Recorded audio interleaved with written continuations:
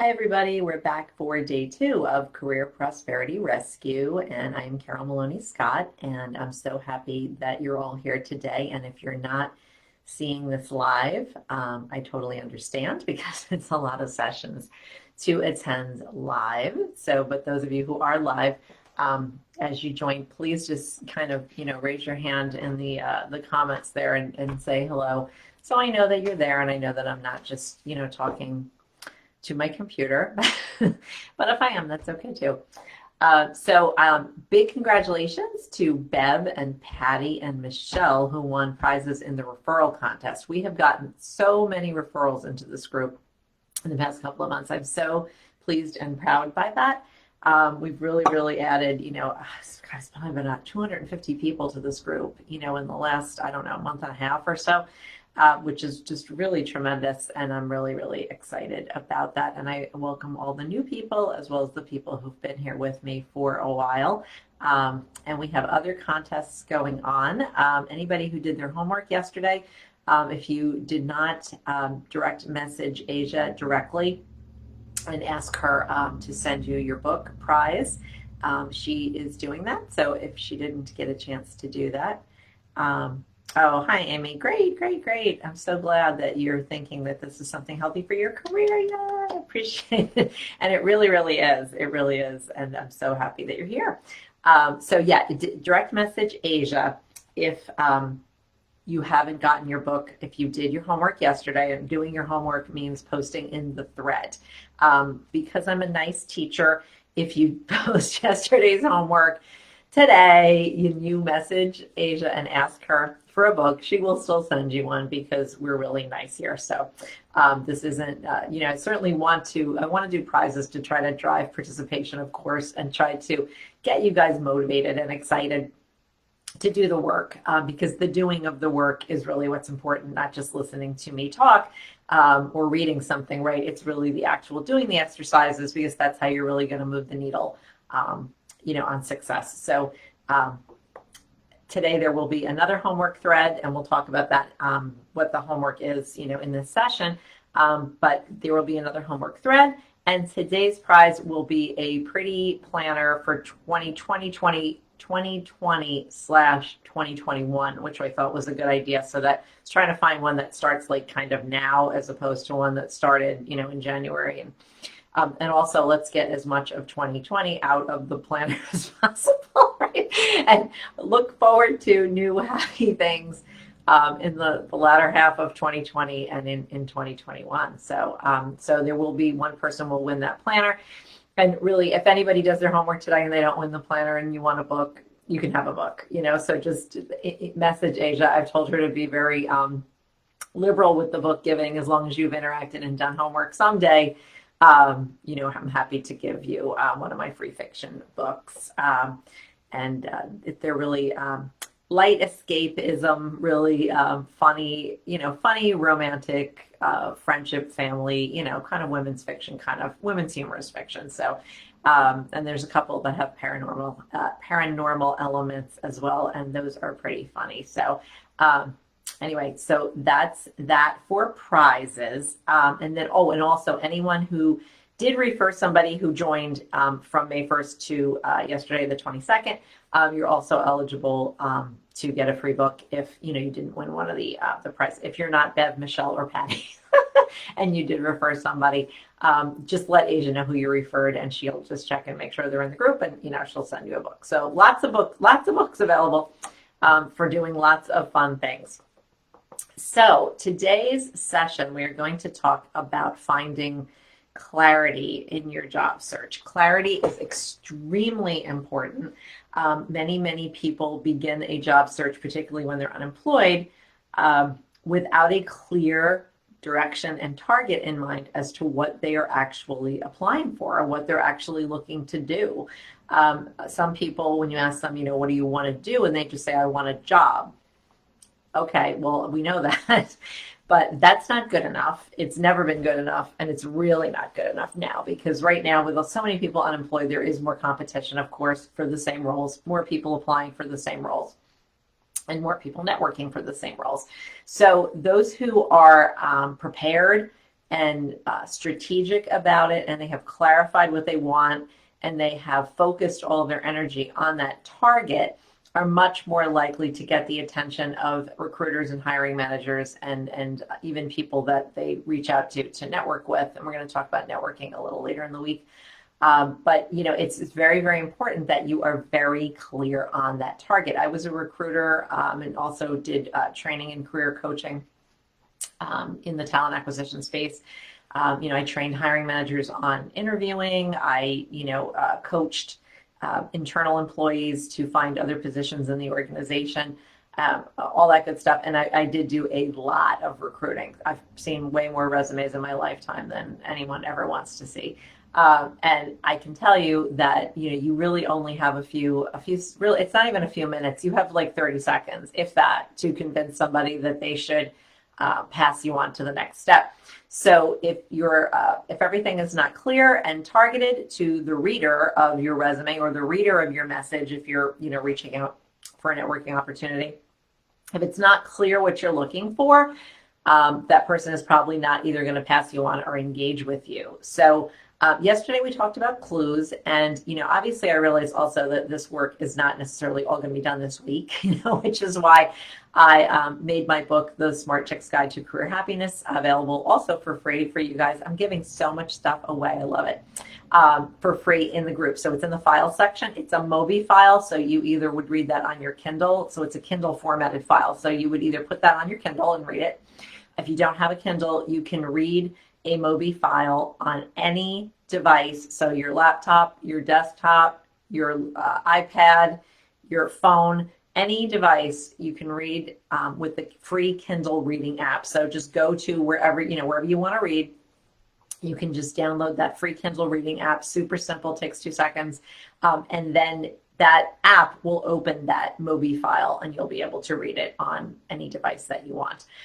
So please download that book. It's free for you this week and into next week during the workshop. And it's an excellent companion to the work that we're doing right now, and it can really help you to have a little bit more depth in the work, and also to be able to continue the work in more depth after the workshop is over. So what we're really trying to do now in the workshop is just give you the content, the things you need to be working on and thinking about, and then little bite-sized homeworks, right? So that you can do those homework threads every day. You can be engaged.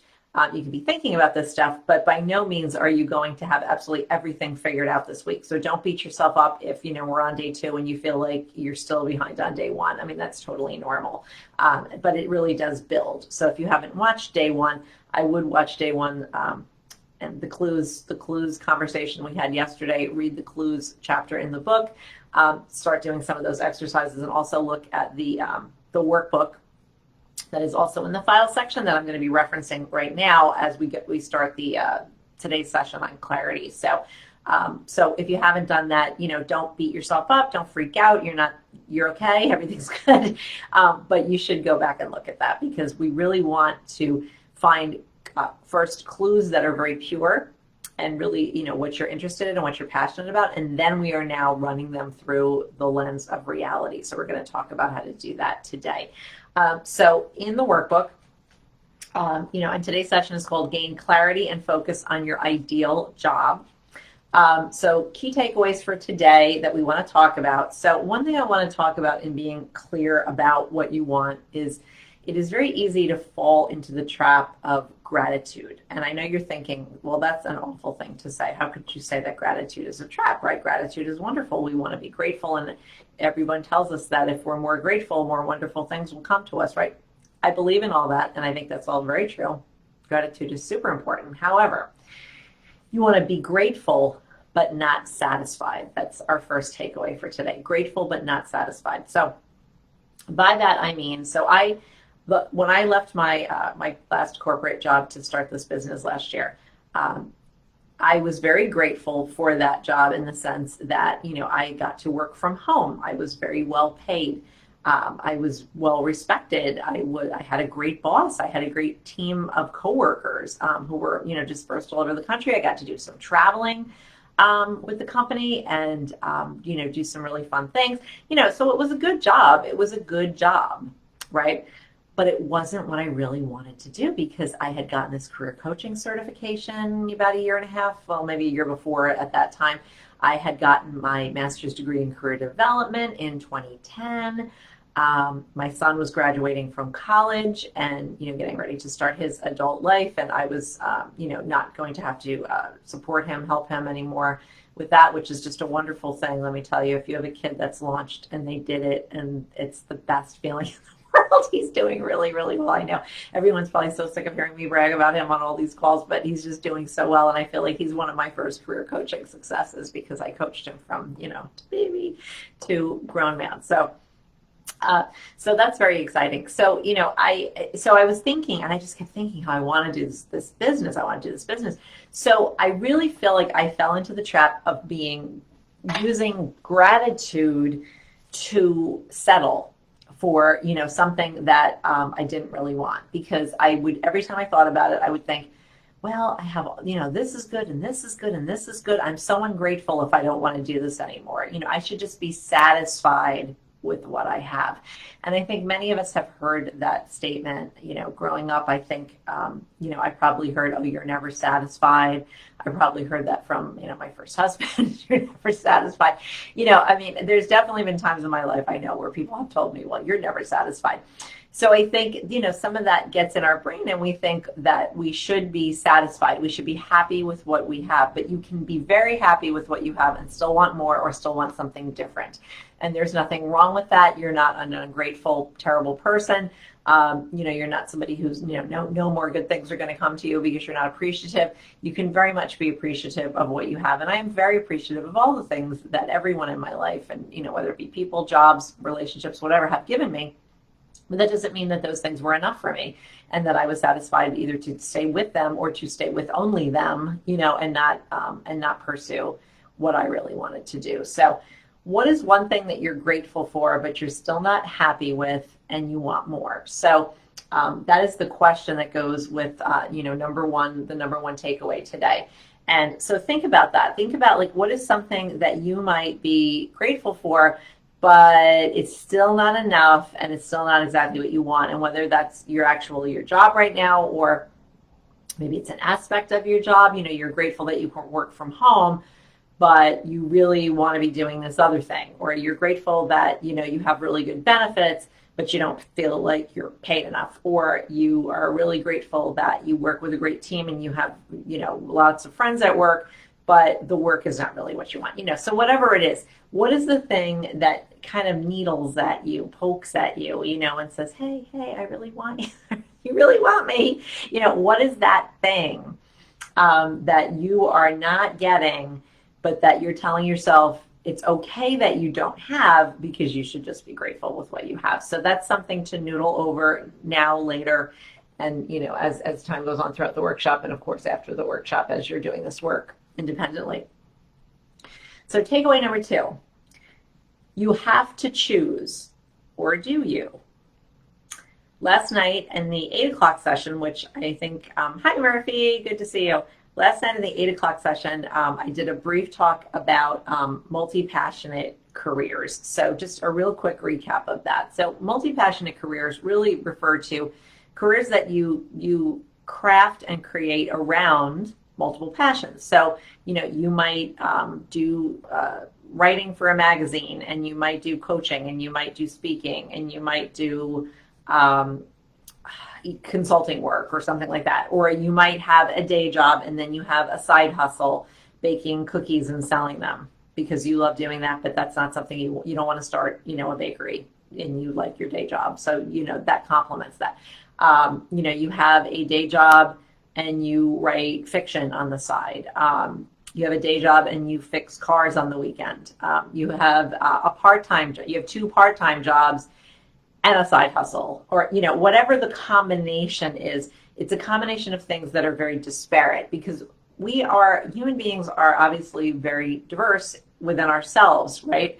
Not everyone only likes one thing. Now, there are some people that are very focused on one thing, and, they have a passion and that's what they wanted to do their whole lives. My son is a case in point with that. He started drawing, actually behind me on the wall here. I know these are weird little things, and everyone's trying to figure out what the heck is on her wall. Those are some of his drawings from when he was a baby, and actually you really can't see it, but the bottom one here in this brownish frame that's the very first thing he ever drew, and he was about 2.5.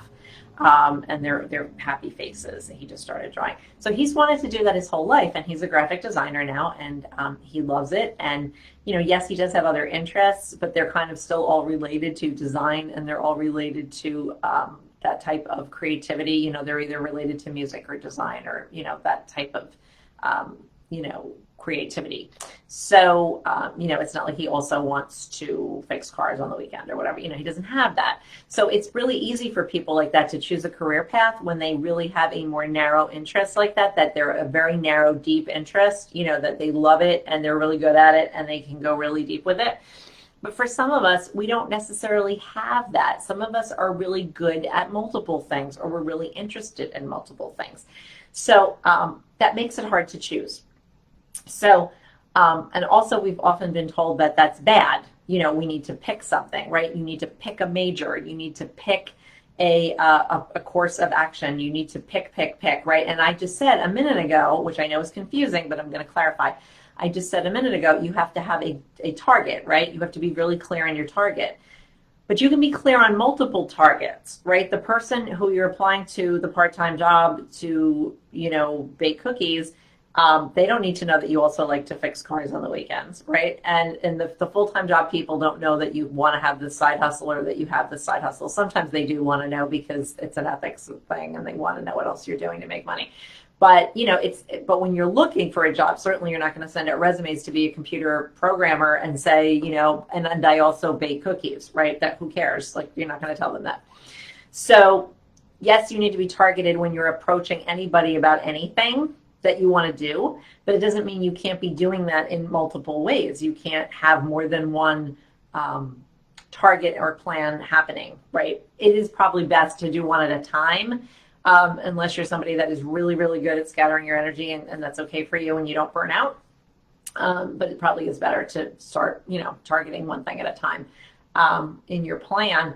But so it makes it hard to choose. So the question is, are you multi-passionate? Does it make it hard to choose? Write down everything you long to do without regard for how you would do it all. Because I think we all think we have to pick something, because how could we possibly do it all, right? So open your mind to the ways you can incorporate more than one passion into your work life. Sometimes you can even incorporate more than one passion into your work life within the actual just day job that you have. There's other things that you can ask to do at work. If we don't ask, we don't get. There are ways that you can insert yourself into things. I have a one-on-one client right now who basically just inserted herself into a project because it's something she wants to learn. And she has the expertise and everybody's kind of let her do it. So, and if she didn't ask about it, she probably wouldn't have gotten on the project because no one really knew that she was interested in that particular thing. I have another one-on-one client who is a producer, produces commercials and, videos and things like that, promotional videos and things. So she was feeling burnt out in her current company and thinking that she wanted to do some other things. She really wants to do something. She wants to open like an online store. And I can't remember the third thing she wanted to do. The third thing was even I think might have even, I know. She wants to be a doula, which is somebody that assists in, I think it's someone who assists in childbirth, but it's not a midwife. I'm not really 100% sure what that is. I'm sure many of you know what it is.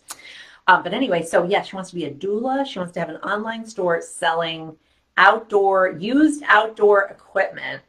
And she wants to be able to continue doing her executive producing. And these are all different ideas that she brought to the table. So I told her, well, why can't you do some combination of all of these things? She also has a husband who is very flexible in what he does. And I think the family also has a nest egg that they inherited from someone, so that her husband is looking to start some kind of a business. So I said, you can do all of these things, especially because you have your husband's buy-in and he can help you with some of it. Her mind was blown that I told her that she could pick more than one thing and that there was a way to do that and design that. Literally her mind, I felt like her brain, that emoji thing where the brain pops up. That's what happened to her, because she just was like, what? And we were on a Zoom call when we talked about it. So like her eyes got all big, and it was so fun for me because I could see like her wheels were turning, and she was like, oh yeah, maybe I could just do like part-time producing and we could start the store and my husband could really run most of that. And then I could do like a training program for the other thing, the doula thing, and I could find out about it. And I was like, you see? So, it is, you need to open your mind to the possibilities. I really just feel like at the end of our lives, do we want to say, wow, I wish, I wish I could have done that thing. And even if you don't do all of the things forever, maybe you do some of the things for some period of time, maybe you try some different things. But if we don't do that, we're not giving ourselves the gift of really utilizing all of our passions. So how could you possibly have career happiness if you're cutting off all avenues that go to other places that you want to go? It's kind of like, I want to go on a lot of different trips. Like on my wall over here, I have last month I had a day where I was feeling a little overwhelmed, and I know you can probably all relate to that. Over the past few months, we've all been a little overwhelmed. I was feeling a little overwhelmed, and I said, I need to take a day for me. So what I decided to do was my vision boards. So I have 3 different vision boards over here, but one of them is about travel. So I don't want to just go to one of those places, right? I want to go to all of those places, or at least a lot of them, right? I ideally would like to go to all of them. So I don't want to just pick one. I don't want to just go to one place. I don't want the avenues to the other places to be closed off to me, right? And that's okay. And I can't go to all of them at once because I don't have the time or the money to do that. I can't. There's like 12 places that are out of the country on that board over there. So I can't go on 12 trips in a year that are all out of the country. I can't do that. I don't have the money or the time to do that. But that doesn't mean I can't eventually do all of those. And it doesn't mean maybe I can do more than one of them in the same year, and maybe I can figure out how to incorporate that. So it's the same thing with your career. At the end of your life, you don't want to say, oh, I wish I would have had the chance to do this thing and I didn't have the chance. But really, you didn't give yourself the chance is really what it's all about. And, now that we're adults, we don't have to worry about people asking us anymore, what we want to be when we grow up, even though we don't always know. And that's part of why we're doing this work. But we don't need to worry about that and answer to that anymore. I remember when I was doing college visits with my father was taking me on college visits. And I think this particular one, I was a senior, I think, because I was still undecided about where I was going to go. And it was like the fall of my senior year. We were looking at more schools. And I went to this one school, and the person who was giving the tour was going around and asking every person on the tour, and there was only a few of us, but asking us all what our major was. I had no idea what I wanted to major in yet. I mean, I really didn't. And I said that, and I said it pretty confidently because I just felt like this is ridiculous. Why are you asking me that? Like, just show me the school and everything you offer. That's what I want to know about. And I'm not right. I'm 17. I don't know. But there was a kid who was a junior, so he was even younger than me. And they asked him what his major was, and he said pre-med. Now, that young man very well may have become a doctor. He may be a doctor today, and I hope he is. But what are the chances are that he's saying that because his parents told him to say that, or because he's good in science and he thinks that's what he should do because doctors make a lot of money and it's a prestigious thing to do? Maybe his parents are doctors or someone in his family. Who knows, right? But I just felt like that even at 17, I could see like how limiting and stupid that was to be asking us what our major was when we don't even know what the heck is even out there in the world. We hadn't experienced, we're in high school. We don't know anything about anything. And, and I probably knew a little more than some people did because I had a father who was actually pretty, I'm sorry, I just got to pop up here. I had a father who was pretty good. He had a professional career and he was pretty good at helping me. But, again, he was very narrow in his help too because he worked in the banking industry and that's all he knew, right? So I think it's very important to give yourself the opportunity to see if part of your problem with your clarity with your career is that you don't want to pick one thing. You don't only want to pick one thing. So maybe if we get your main job targeted, right, and we work on that, we're going to talk about that tomorrow, the job search assets, getting your resume, your cover letter, and your LinkedIn profile all set around that target. So maybe you'll feel better about that if you know that it's okay to add in other things at some point, right? Whether it be into the day job or into a side hustle or into, some other pursuit, that you don't have to give those things up. It may make you feel better about picking one thing for your job search, because that is really necessary for success. So here's my third takeaway on this. I'm sorry, I'm just going to take a drink real quick. My third takeaway on this section, and like I said, the book has a lot more on clarity as well, the Smart Chicks Guide to Career Happiness, so please grab that. But for the simplification of the workbook, I just pulled out some key takeaways, as I said. So number 3 is, you know what you want. And a lot of people get really upset with me when I say that. It's a controversial statement because they say, no, I don't know what I want. That's why I'm here. No, why you're here really is to sort through all the ideas. So that was what we talked about yesterday, right? So coming up with ideas and sorting through those ideas, running them through the lens of reality and clarity, which is what we're doing today, right? So refining, clarifying, targeting what it is we want, and then starting to work towards doing it, which we're going to talk about tomorrow. But I really believe that everyone really does know what they want to do. And even if they're not conscious of it, it's within them somewhere. They may not know they just don't know how to put it together yet. They don't know how to put the puzzle pieces together. They don't know what it means. They don't know what it means in reality. They don't know what it means in the marketplace. They don't know if the thing they want to do is viable. And what happens, unfortunately, is because if you don't do this type of work that we're doing right now, which obviously many, many, many, many, many, many people do not, right? You're in the minority doing this work, which is why you will rise to the top if you do this work after this pandemic, and really always in your career. If you look at your career as a lifelong management process, career management is a lifelong process. It is not something that we should just be working on when we are stuck in a job we hate, or we are unemployed, or there's a pandemic. We should be working on our careers all the time for maximum happiness, satisfaction, and well-being in our lives, right? So I think you do know what you want to do. I think it's very possible that what you want just doesn't seem viable because someone told you that, society told you that, you're afraid that it's not viable. You don't know how to do the work to figure out if it's viable. So that's really the work that we're doing in this workshop, and really the work that I do with my clients, both in my one-on-one coaching and also in my membership community, Career Happiness Studio, is to help guide people through what, yes, you already know all of this stuff somewhere within you, but we need to pull it out, we need to polish it off, we need to put the puzzle pieces together, and we also need to gain new information, right? Because if we don't have new information, we're just going to keep doing the same thing over and over again and going around in that circle on the hamster wheel. And that's not fun for anyone except a hamster. So those are really the key takeaways for today. There are a lot of other exercises in the book.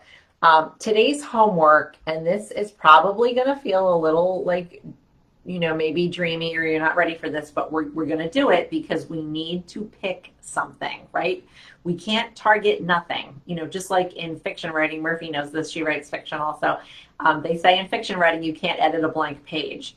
And you can't, you have to pick something, because you can't target, a blank objective. You can't, your resume cannot say in your cover letter, I just need a job desperately. Even if that's true, no one wants to hear that. And that is not going to help you to find a job. So you need to pick something. So the homework for today is to find one job posting for a job that you would love to do. So this is an emotional exercise as well as a practical exercise. Honestly, at this point, it's probably even still a little bit more of an emotional exercise, because what I want you to do is find a job posting on Indeed, on LinkedIn, on any job site that you see, maybe on a company's website that you are interested in, that you've been following and, hoping to get find a role at that company.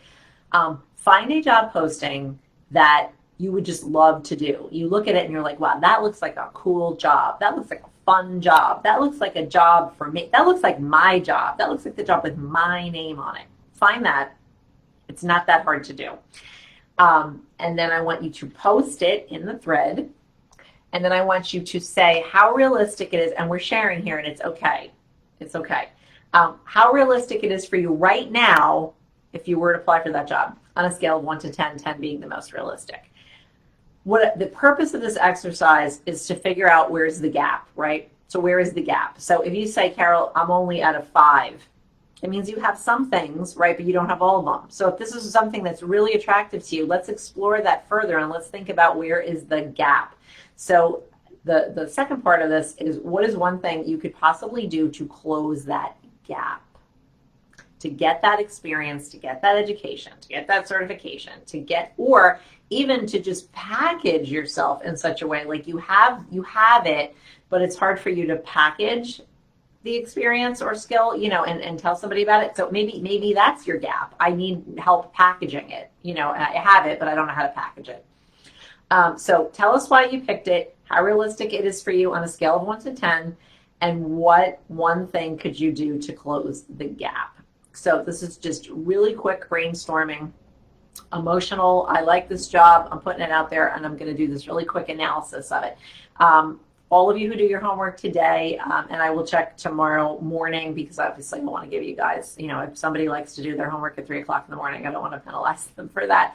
I know I'm not a morning person. I probably would be more likely to do mine later in the day too if it were me in the workshop. So I'm going to check tomorrow morning. So probably about like 9 o'clock tomorrow morning, I'll cut it off, and I will do the drawing for the super fun, pretty cool planner book that I'm going to give to one of the lovely people who post their homework. But anyone who posts their homework can also DM Asia Bell, our community manager, for a free book. And I will tag Asia in the homework thread as well, again, so that you are able to find her easily and to send her a direct message. And she knows to look for them, because she's helping me so much with this workshop. I am, again, shout out to Asia. She's done so much for me, and I'm so, so grateful for her work. So bonus homework. Again, I talked about reading the clarity chapter in the Smart Chicks Guide to Career Happiness. There's a lot of other things in there to help you with the puzzle pieces. But please don't keep saying that you don't know what you want, because I think that you might know what you want, but you're just afraid that it's not realistic. So please realize that you have to pick a path. If you pick a path and you change your mind, you're allowed to do that. And you're allowed to do that because once you get on a path, sometimes you decide, oh, this isn't what I thought it was. Oh, I have new information. Oh, you're welcome, Asia. So I have, new information. So I'm going to go a different way now. They have that, and it drives me crazy, but my husband uses it, and I guess it has value, but it just kind of makes me a little anxious on car trips.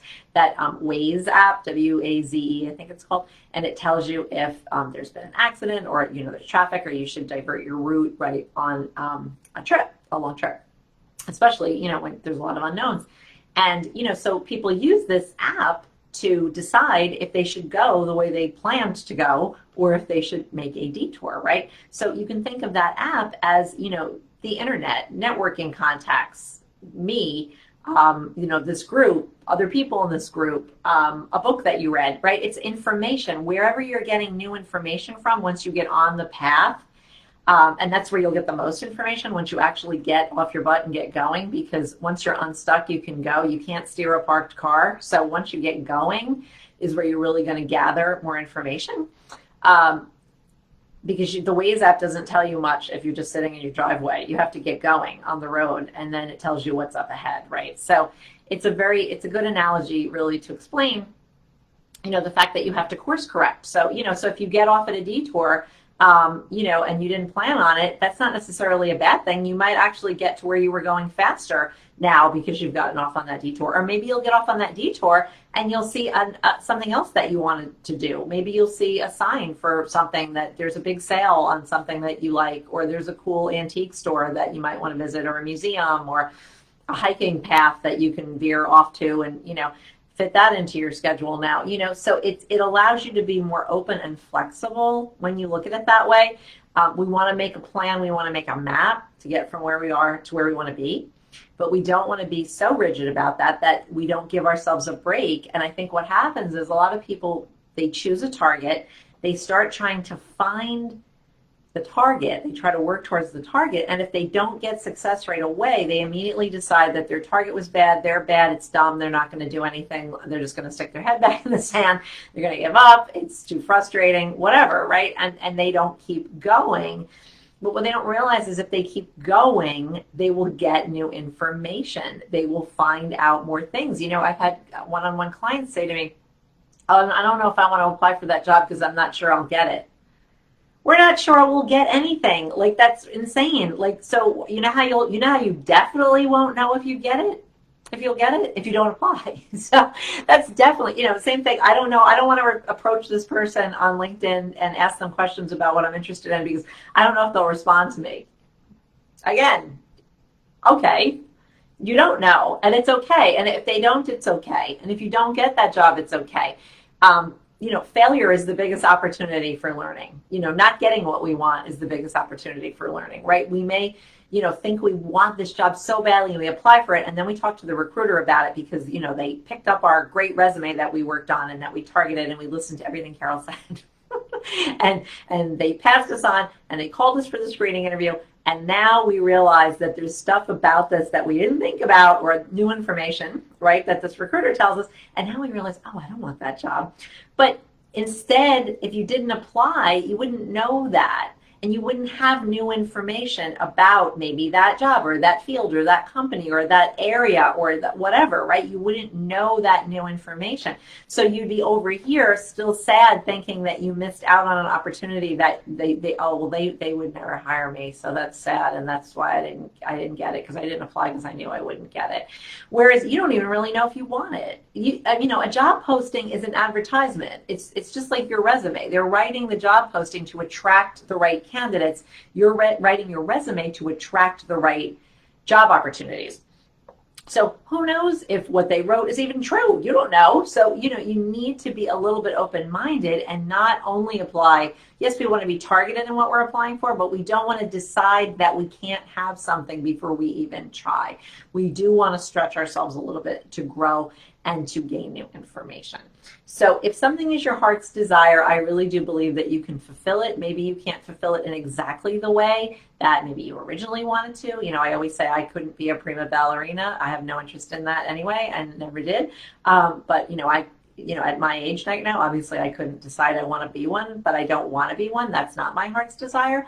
But maybe if it was, maybe there's something about dance or something about performance or something about music or something about, maybe there's a way to get the same emotion around that desire in a career. Maybe I could go work for a company that does something with dance. I don't even know what that looks like, right? I don't know. But how you find out? You start researching, you start asking people questions. And maybe you figure out a way to be a part of something like that, right? So I really just believe that we live in this huge, wide open world, and there are so many opportunities out there that we have zero idea, me included. I don't claim to know everything. Zero idea of all of the amazing things that people are doing out there and all the amazing things that you could become a part of if you open your mind to it. So I really just want you guys to just kind of, again, dispel those limiting beliefs, let them go. Let the self-sabotage go. All this week, just try your very, very best to be open-minded and to check all of those, negative thoughts at the door. Even if something I'm telling you didn't work for you before, even if you've tried it and you're thinking, Carol, you don't know what you're talking about. I've tried this, it hasn't worked. I guarantee you haven't tried it in the way that I'm asking you to try it because, and if you did, then that's not your thing. Then you need to go find a different thing. And we can refine that and we can figure it out and we can still find your career happiness. So that is what we're doing today. Tonight we are doing a bonus session, and now, of course, I have forgotten again what tonight's bonus session is. So let me look in my handy dandy notebook here. I know I'm so like old school with my notebook, but I really, really like writing things down. So tonight we're going to talk about work environment. And so this is going to be a really good session because we're going to talk about work environment. We talked about work environment, I think it was last week in the group in our weekly career chat live live stream that I do every week in the group. But I just touched on the concept of work environment. So if you want to go back and look at that one, please do. It's saved in the videos. But tonight we're going to get a little more deeply into how to evaluate a work environment in the interview and what you should be asking, what you should be looking for in the interview, and a little bit more around what those questions are and how you can dig deeper. Work environment is an extremely important and overlooked aspect of job searching. People often tend to concentrate really first and foremost on salary, and then maybe benefits, maybe even their title, whatever the work, everything before work environment. But guess what? Wherever the work environment is where you're going to be every day. And I don't even just mean physically, because a lot of us are working from home right now, but it's where you're going to be, so who are you going to be with? How are you going to be interacting with them? What is the mission of the company? What is the goal of the company? What does the company represent? Who are the leaders? What are they doing out in the world? What is this company doing? What is the news around this company, right? What is the growth plan of this company? All of these things are extremely important, and it's really good to try to find out as much about this as you can before you accept a job. Now, of course, we've all done our due diligence and still accepted jobs, and things have gone wrong for us. But that doesn't mean we still shouldn't try to do as much of this as we can up front, because I do believe we can eliminate a lot of bad decisions if we do ask the right questions, look for the right information, and pay attention, and trust our gut instincts about some of this stuff. And don't just take any job, even when you really need one, because you could. Most of us don't love job searching, and if that's true, you will be job searching again in a short period of time if you don't choose the right work environment. So we're going to talk about that at 8 o'clock. So please remember, homework thread is coming your way. Right after this call, I'm going to post it, and then I'm going to go eat something because I'm starving. And I will see you all tonight at 8 o'clock, and I hope that we will see lots of interesting jobs that you guys are interested in the homework thread. I love to see that. I'm kind of like a job posting nerd. I love to see what people are interested in. So I will see you all later. Don't forget to direct message Asia if we owe you a book. And I think that's about it for now. So I will go now and go eat something, and I will see you guys in a little while. Bye-bye.